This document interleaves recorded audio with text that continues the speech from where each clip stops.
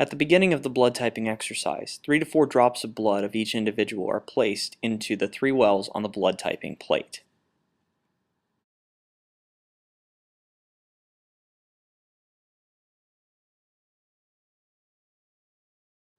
Next, 3 to 4 drops of the antibody against antigen A are added to the A well of each plate.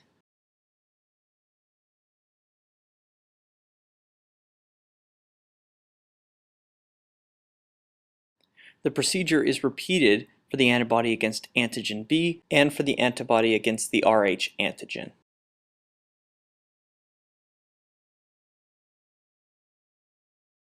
Once the antibodies have been added to the appropriate wells, a toothpick will be used in each well to mix the blood and antibody. Should the individual have a specific antigen that antibody targets, we should observe agglutination occurring in that particular well. Agglutination is denoted by either a color change or the appearance of particulates or clumps inside the well containing the blood and antibody mixture.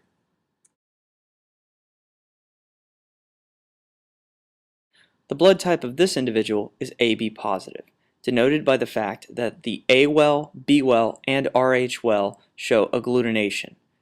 This means that A, B, and Rh antigens are present on the surface of this person's red blood cells. This person, on the other hand, is O negative, denoted by the fact that no agglutination occurs in the A, B, or Rh well, meaning that none of these antigens are present on this person's red blood cells.